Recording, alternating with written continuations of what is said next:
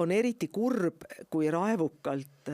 kõik katsed arutleda sellistel teemadel, et meil on probleeme, meil ei ole nagu, me ei pea mõtlema kõik ühtemoodi, et see ei ole nagu terve ühiskonna tunnus, et kõik mõtlevad ühtemoodi. Ja et kui keegi mõtleb teisiti, siis on kohe hüsteeria ja need teisiti mõtlevad inimesed justkui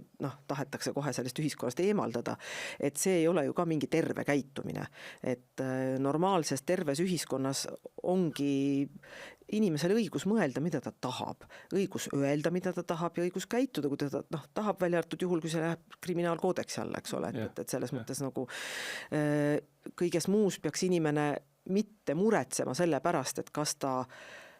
mõtles õigesti, või et kui ta nüüd, ma ei tea, pani valele inimesele sotsiaalmeedias mingi pöidla, et siis järgmine päev keegi nagu teeb talle märkuse selle kohta, et ma nägin, et umbes, et sulle oli see postitus meeldinud, et umbes, et kas sa oled nagu selline või. Et see ei ole minu meelest normaalne ja lihtsalt midagi pole teha, sellest tuleb rääkida kogu aeg selle ohuhinnaga, et sind sürjutatakse, et sulle pannakse see silt otsa ette, sest et kui kõik hakkavad seda silti kartma, siis meil ongi ju täielik nagu vaikiv ühiskond.